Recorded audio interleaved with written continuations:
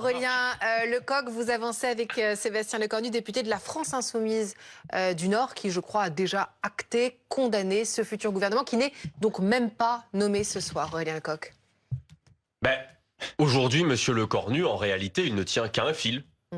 Ce fil, c'est celui du Parti Socialiste. Parce que, en plein naufrage de la Macronie, alors que plus personne, il n'y a pas une personne dans ce pays quasiment, qui veut que Emmanuel Macron reste en place à son poste. En plein naufrage, Olivier Faure a décidé de ressortir le pédalo de Monsieur Hollande pour essayer de venir à la rescousse d'Emmanuel Macron. Eh bien, moi, je le dis très clairement ce soir, la Macronie va sombrer et toutes celles et ceux qui aujourd'hui essayent de les aider ou de les protéger sombreront avec eux. Aurélien Lecoq, vous n'avez pas l'impression qu'en fait c'est la France qui va sombrer, qu'effectivement là on va droit vers l'iceberg et qu'au contraire il faudrait monter un peu de responsabilité collective, un peu de soutien justement pour pas que la Macronie tombe mais pas que la France tombe non plus?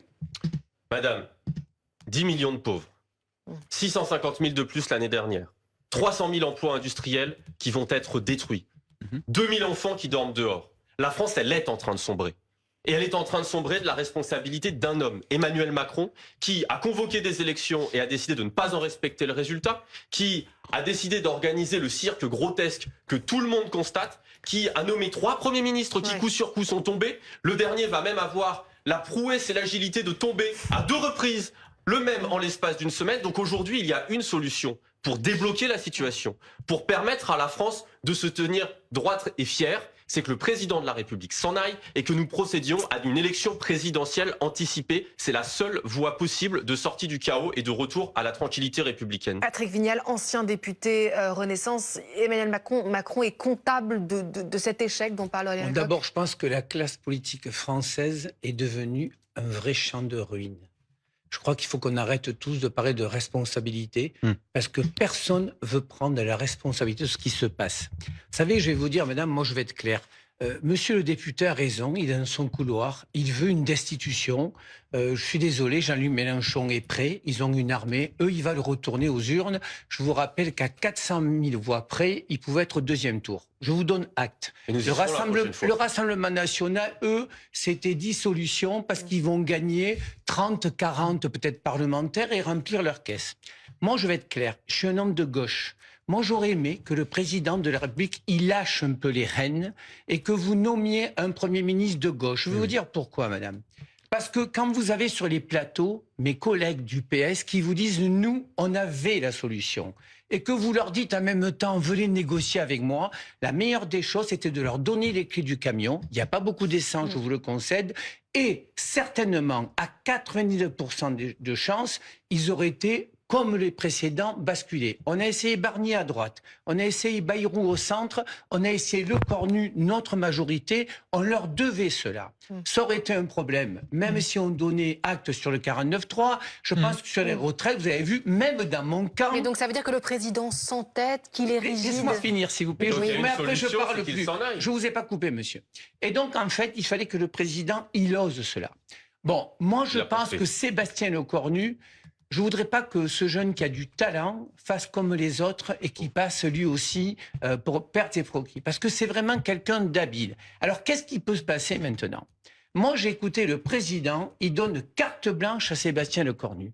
Et si le président il veut retrouver un petit peu d'honneur, à ce moment-là, il peut décider que Sébastien Lecornu préside le Conseil des ministres. Vous savez, quand un président est malade, il autorise par décret son Premier ministre. Alors, s'il veut vraiment, le président, lâcher les rênes, il s'occupe de l'international, il nomme lui-même les affaires étrangères, l'Europe et les armées. Il continue à être bon à l'international, parce que ce qui s'est passé à Gaza, il n'y est pas pour rien, et il laisse Lecornu gérer la France. Mais et Patrick là, Vignal, ça changera. Patrick Vignal, vous n'avez jamais fait mystère et vous êtes plutôt cash sur ces plateaux. On le sait, vous avez un lien direct avec le chef de l'État. Vous lui écrivez tout ça, il vous répond? Il vous répond quoi? Le reste, la réponse, je la garde pour moi, mais je peux vous dire que moi, ça fait 1 mois que je lui dis, plus tu vas lâcher le pouvoir, plus les gens te le reconnaîtront. Il a un défaut, il est hyperactif, il dort jamais, et franchement, il a envie de bien faire. Mais comme tous ces grands hommes qui ont toujours l'impression qu'ils peuvent tout faire, le président, il veut tout faire. Être ministre, être député, être sénateur, être élu local. Ce soir, paraphrasez sa réponse. Qu'est-ce qu'il vous dit? Juste sans nous dire... il y a un chemin. Il y a un chemin. Oui, C'est très à la mode. C'est très à la mode. Juste d'un mot, vous avez la description que vous venez faire d'Emmanuel Macron, elle est très intéressante. Oui. Mais vous avez fait la démonstration vous-même que cet homme ne veut pas lâcher une bribe de pouvoir. Cela fait 1 mois que vous l'appelez à le faire, qu'il ne le fait pas. Plus personne n'y croit. Les Français ne veulent plus de lui. Est-ce que la solution, c'est pas qu'il s'en aille et que nous procédions à une nouvelle élection? Ce serait une solution plutôt que le chaos actuel, où plus rien ne fonctionne. Alors que 70% des Français demandent à ce qu'il s'en aille. Est-ce que la solution et le déblocage dans le pays, c'est pas qu'Emmanuel Macron annonce sa démission et que nous puissions procéder Monsieur le député, une élection démocratique? je vais vous dire pourquoi il ne faut pas le faire. Ça serait dangereux, y compris pour vous. On imagine que laisse-moi finir. On imagine que Jean-Luc Mélenchon gagne en 2027. Il y a un mouvement de foule. Mais attendez, il y a un mouvement de foule. Les patrons sont dans la rue, les artisans sont dans la rue, le RN est dans la rue, et on dit destitution. Non mais franchement, vous savez, alors, vous inquiétez pas pour ça. Non mais si, Patrick Vignal a raison. Non, je vais vous le dire. Si Macron la réalité, c'est que si Jean-Luc Mélenchon gagne demain, vous aurez l'augmentation générale des salaires, à commencer par le SMIC. Il y aura tout ce que vous voulez. Oui, mais alors si laissez Victor Ayrault répondre. Si l'opinion demande la démission de Jean-Luc Mélenchon la seule différence, c'est qu'aujourd'hui, vous avez un président de la République qui gouverne seul contre l'entièreté. Jean-Luc Mélenchon n'est pas si Jean-Luc Mélenchon remporte l'élection présidentielle demain, il l'aura remporté parce qu'une large majorité populaire en aura eu assez du système actuel. Non, Monsieur Macron a donné un mandat. Alors laissez Victor Ayrault vous répondre. Défaut. Monsieur Aurélien Lecoq, ne faites pas. Laissez Victor Ayrault vous répondre. Moi, sur la question de la démission, moi je pense qu'il y a un blocage qui est très clair. Je pense que la dissolution vient quand même avant la question de la démission ou la destitution. Maintenant, la démission, moi je trouve que là on débat sur quelque chose. Je vous ai pas coupé, franchement. On débat sur quelque chose qui de toute façon n'arrivera pas parce que c'est au président de la République de démissionner. Ça en le disant, mais bon, il faut le répéter. Apparemment, c'est son choix à lui, donc on va pas le forcer. La destitution de toute façon ne marchera pas. Le Sénat ne votera jamais pour. Donc ça, on peut l'oublier également. Mais la question de Patrick Vignal est très pertinente puisqu'effectivement ça crée une jurisprudence pour le président de la République qui doit soit le président de la République devant le peuple, soit le président de la République comme le général de Gaulle fait un référendum ou quelque chose et puis se rend compte qu'il y a une déroute politique mais sans qu'on l'appelle, sans qu'on l'y appelle, décide écoutez je m'en vais, quelque chose ne va plus, je m'en vais. Ce référendum a eu lieu, c'était l'élection législative. Aurore Malval. Victor, c'est très intéressant ce que vous dites parce qu'en fait c'était exactement le même argument qui était donné en 1924 par François Marsal, justement, lorsque le président Mitterrand a finalement été amené à la démission. Il était dit justement que si l'arbitraire d'une majorité pouvait obliger le président à se retirer pour des motifs politiques, ce dernier serait plus qu'un jouet aux mains des partis. Mais c'est exactement ce qui s'est passé. Mitterrand-Macron, il y a beaucoup de parallèles. Et on est aujourd'hui dans cette situation. Et Mitterrand a été obligé de se retirer justement sous la pression. Parce qu'il y avait 3 blocs. C'est pas l'argument de dire ça créerait un précédent dangereux, c'est précisément parce que le système est trop faible qu'on en est rendu là. Non. La question, en fait, le fait que le président de la République démissionne ne créerait pas une jurisprudence. En revanche, le fait, comme le dit Aurélien Lecoq, de dire parce que la pression populaire est telle, le président doit démissionner, ça crée une jurisprudence. Parce qu'effectivement, si Jean-Luc Mélenchon ou Marine Le Pen ou n'importe qui est élu et que le mois suivant, 70% des Français sont contre, à ce moment-là, le président doit démissionner au bout d'un mois. Le quinquennat n'a plus aucun sens à ce moment-là. Vous savez, moi, j'ai eu la chance, monsieur Lecoq, de faire 3 mandats de parlementaire. J'ai eu la chance de faire passer 2 lois importantes avec votre soutien. J'y ai pris le temps. Le problème qu'on a avec la Macronie, c'est qu'en fait, on est arrivé en 2017, on n'a pas été capable de fonctionner avec les oppositions. Mais en 2012, avec François Hollande, c'était pareil. Le vrai débat... Mais parce que vous êtes un spécialiste. Monsieur, s'il vous plaît, ne me coupe pas la parole. Je ne vous coupe pas la parole. Mais voilà... Vous avez dit François Hollande, ça l'a crispé. Descendons. Ah non, mais vous êtes l'archétype de ce que les gens... Essayez de ne pas le couper, s'il vous plaît. Essayez de ne pas le couper. Je vous laisse, allez-y. Comment voulez-vous que les Français nous fassent confiance ? Vous savez que le premier parti de France, ça va être les gens qui n'iront pas voter, avec des comportements comme nous faisons sur ces plateaux. Moi, je vais vous dire une chose. Il s'est passé qu'en 2012, nous avions la majorité. Quand vous avez 350 parlementaires, vous imposez vos projets de loi et l'opposition fait que s'opposer. Moi, ce qui m'intéresse, c'est que cette France se relève. Elle est à genoux. Et cette France, elle peut être debout. Voilà. Et donc, le vrai débat aujourd'hui, c'est comment on s'en sort. Sébastien Lecornu a une toute petite fenêtre. Ou alors, il va faire encore du marchandage avec quelques socialistes, ou alors on pose le vrai débat. Moi, la réforme des retraites, sur ce plateau, j'avais dit qu'elle était mal à manger. Quand vous faites une réforme et que vous n'avez pas la CFDT avec vous, vous avez perdu. Voilà le vrai débat. Alors, effectivement, on débat de la dissolution, on débat de la destitution, alors même qu'on attend un gouvernement dans les prochains jours et qu'il y aura donc peut-être un conseil des ministres lundi prochain, avec peut-être même seulement un seul ministre, nous disait Marie Chantrel, chef du service politique. Attendez, vous dites un ministre. Pardonnez-moi, un conseil des ministres lundi prochain. C'est pas sûr du tout. C'est pas sûr du tout. Hein, c'est même pas sûr du tout. Mais si le budget doit être déposé lundi pour avoir un... Oui, mais c'est Potemkin. Ça peut être peut-être un tout petit peu décalé. Ça peut, franchement. Enfin, on imagine quand même. Vu ces dernières heures et ces derniers jours, tout peut se passer. Donc vous avez raison. En tout cas, c'est-à-dire que c'est un grand flou. On peut le dire, c'est un grand flou. En tout cas, une chose est sûre, puisqu'on va rejoindre Loïc Besson, Antoine Forestier, pardon, devant l'Élysée, c'est que Antoine, oui, s'il y a Conseil des ministres ce lundi, en tout cas, le président de la République n'y sera pas puisqu'il annonce partir pour l'Égypte. Une confirmation qui est venue juste avant 17h par un communiqué de l'Elysée. Oui, Emmanuel Macron sera en déplacement en Égypte ce lundi. On n'a pas les horaires précis de décollage de l'avion présidentiel, mais en tout cas, oui, ça poserait des questions concernant ce Conseil des ministres. En tout cas, ce déplacement, il l'effectue pour soutenir l'accord de paix présenté par Donald Trump, un accord que l'on peut résumer avec notamment ces trois choses qui sont prévues: la libération de tous les otages, un cessez-le-feu permanent, le rétablissement de l'aide humanitaire à Gaza. D'autres chefs de l'État ont déjà confirmé leur présence. Le Premier ministre espagnol Pedro Sánchez, le chancelier allemand également, pour ce sommet des dirigeants mondiaux qui doit avoir lieu à Sharm el-Sheikh. Pour le moment, ce déplacement va peut-être compliquer, oui, l'agenda du président de la République, parce qu'en théorie, la date limite pour qu'un Conseil des ministres puisse avoir lieu, c'est ce lundi, pour permettre ensuite au Parlement, à l'Assemblée, au Sénat, de discuter d'un budget qui doit être voté avant le 31 décembre. Il va donc falloir trouver des solutions dans l'agenda du chef de l'État pour pouvoir se réunir avant cette date. Cela confirme en tout cas que le chef de l'État renvoie la balle dans le camp de Sébastien Lecornu pour ce qui concerne la politique française, la crise politique que nous traversons actuellement, pour constituer son gouvernement. Sébastien Lecornu l'avait dit sur France 2 mercredi, le chef de l'État doit gérer les tensions à l'international. On en a désormais la confirmation avec ce déplacement d'Emmanuel Macron en Égypte dans 2 jours.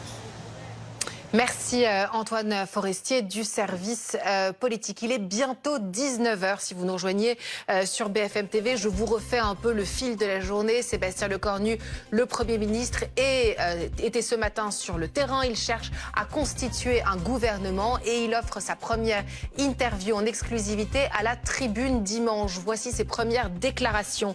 Repartir n'était pas une évidence pour moi. J'ai démissionné lundi car les conditions n'étaient plus rempli. Si les conditions n'étaient plus de nouveau remplies, je partirai, dit-il, dit Sébastien Lecornu. Je ne ferai pas n'importe quoi. On ne peut plus continuer avant, continue ce Premier ministre qui a donc été reconduit par Emmanuel Macron. Il faut un gouvernement le plus libre, y compris dans la relation aux partis politiques. Concernant le risque de censure, regardez, c'est très intéressant.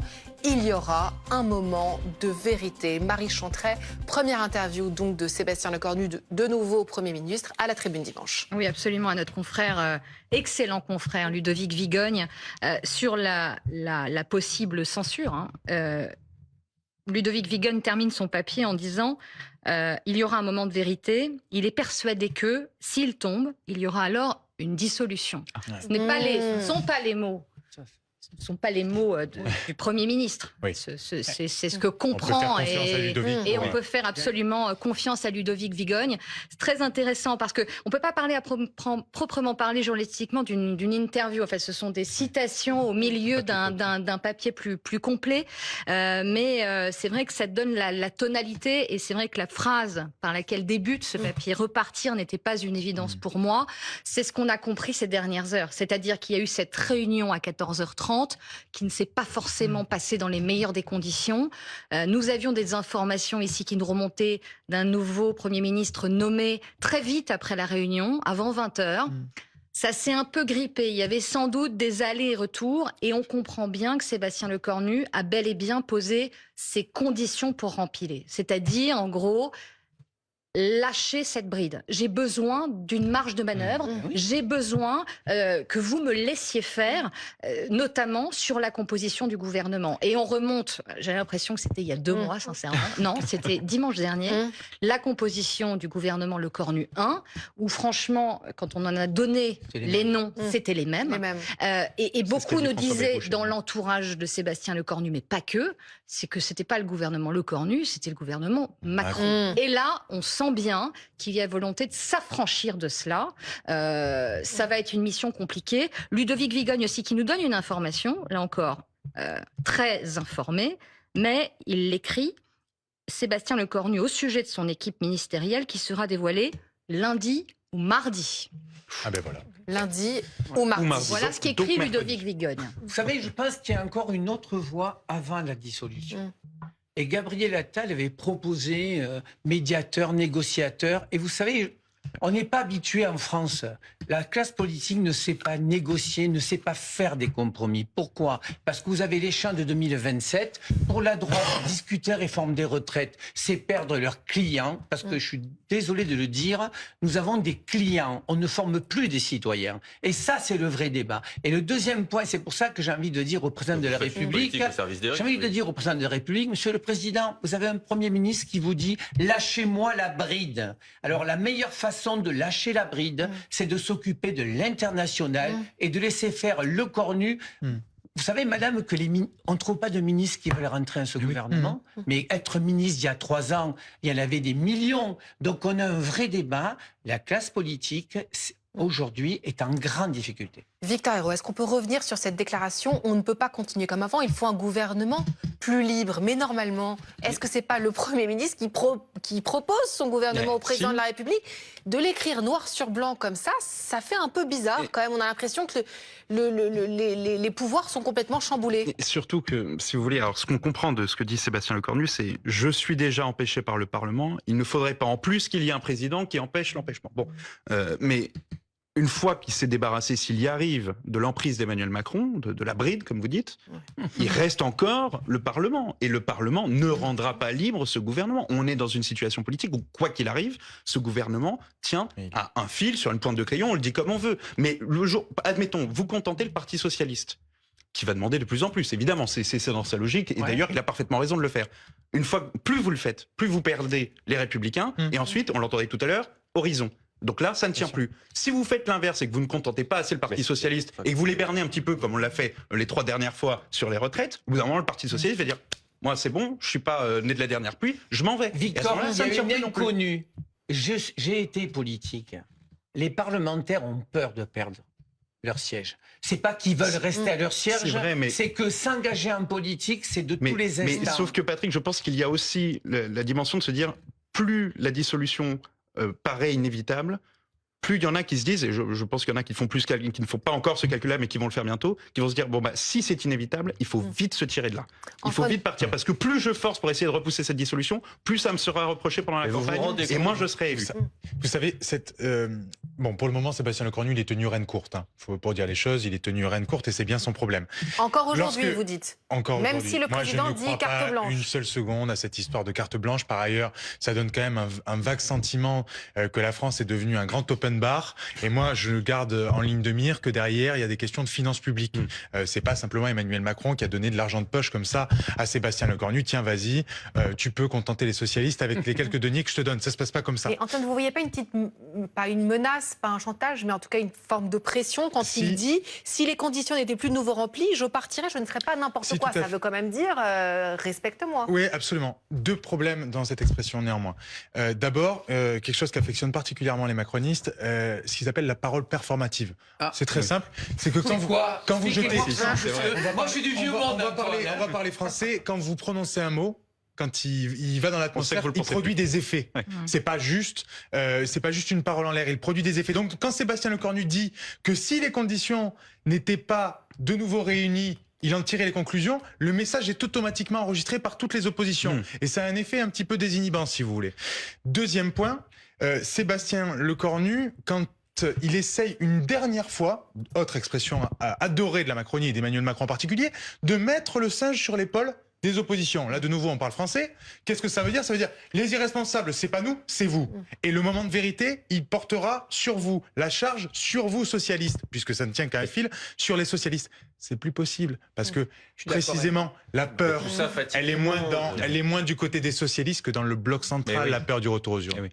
Alors, moment de vérité, pardon, je vous coupe, Patrick, donc moment de vérité du côté des socialistes, mais a priori du côté des Républicains, Marie Chantret, chef du service politique, les informations, c'est que ce soir, il va y avoir donc à 20h une réunion, a priori, un nouveau bureau des Républicains pour essayer de trouver en tout cas une voie commune, un accord, puisque le bureau des Républicains ce matin a mal tourné et c'est presque fini par des insultes. Alors c'est un tout petit peu plus précis que ça, c'est des députés des Républicains qui visiblement veulent, eux, souhaitent participer au gouvernement et qui sont furieux de la décision qui a été prise à la mi-journée. Ça, la défrondeur. Voilà, j'allais dire la fronde. La fronde commence, mais certains ne sont pas du tout d'accord sur la position qui a été actée par le groupe il y a quelques heures. Et certains considèrent qu'aujourd'hui, participer est la meilleure des solutions. C'est un cas d'école. Bruno Retailleau a été élu président des LR, il n'y a pas si longtemps que ça, à 74% des voix. C'est un cas d'école. Il a grillé son capital politique avec le geste de folie où il s'est laissé quelque part déborder par la base LR, par une partie de ses cadres et militants, à la vue de Bruno Le Maire devenu la tête de turc de la République. Mais ce geste de folie, il a fusillé son capital politique. Bruno Retailleau. Mais là, juste d'un mot, mais là, est-ce qu'on se rend compte du niveau de tambouille et de déconnexion dont tout cela relève? Les Françaises et les Français, ils ont pas de gouvernement. Ils sont tous en train de souffrir. Ils sont plantés devant leur télé depuis, j'allais dire, des jours, mais c'est même des semaines, voire des mois à voir les gouvernements tomber. Et ils ont le spectacle d'hommes et de femmes politiques qui sont en train de tambouiller, de magouiller, qui recommencent à aller voir Emmanuel Macron. Pourquoi de tambouiller, de magouiller? Pourquoi utilisez-vous ces mots? Eh ben exactement pour les raisons de tout ce que vous décriviez tout à l'heure. De dire ah mais si ce qu'a dit Monsieur Oberdorf juste avant, ah mais si on prononce ce mot-là, alors Retailleau n'est pas content, mais certains autres l'insultent, et puis les socialistes. Mais tout ça là, les Français, je vous le dis franchement, en ont ras-le-bol. Et d'un dernier mot. Mais sincèrement, pourquoi on parle de dissolution? Pourquoi on parle de destitution? Pourquoi on parle de démission? Mais oui, je comprends que ça vous embête, mais la réalité, c'est qu'on ne peut pas régler cette situation sans revenir au peuple dans une démocratie. Tout à l'heure, M. Vignal s'est permis de dire que chacun gérait ses électeurs comme des clients et comme une clientèle. Oui. Vous disiez tout à l'heure que la démission, la destitution, elle n'était pas possible parce que dans quel régime serions-nous ensuite? Non, destitution, c'est possible. La Constitution le prévoit. Non, mais ce n'était pas possible politiquement. Moi, je vous le dis. Monsieur Lecoq, un régime démocratique, une république, c'est le peuple qui est souverain. C'est le peuple, pas des petits partis politiques dans leur coin, pas les tambouilles en cachette, pas les négociations d'Aristotle avec Monsieur Le Cornu. Le peuple. Je pourrais vous suivre, les filles. Vous savez pourquoi je vous suis pas? Je vais vous dire pourquoi je vous suis pas. Vous avez parlé de clients. Moi, j'ai souvenir de Jean-Luc Mélenchon sur l'antenne de BFM. Et il a dit, on laisse tomber les retraités, on laisse tomber... Mais n'importe quoi. Ah, monsieur, il y a les images. Et on s'occupe... Qui est-ce qui ici propose l'augmentation des titres de retraite? Vous me laissez finir. Effectivement. On s'occupe des jeunes des quartiers et on capitalise. Mais c'est Jean-Luc Mélenchon à la télé de BFM. D'une nouvelle fois. On ressort les images, s'il vous plaît, madame. Sortez les images. Nous parlons à tous les Françaises et les Français et nous avons un programme pour toutes et tous. Merci. Le fait de considérer les électeurs et les citoyens comme des clients est d'une indignité absolue. C'est ce que vous faites tout le temps. Aujourd'hui, il faut respecter le peuple français dans son entièreté et dans sa diversité. Et c'est au peuple français de régler le problème. Marie Chantret, est-ce qu'on a déjà des noms de ces premiers républicains qui voudraient rejoindre le gouvernement, de ces premiers républicains frondeurs ou pas pour l'instant? C'est une très bonne question parce que finalement, en tranchant...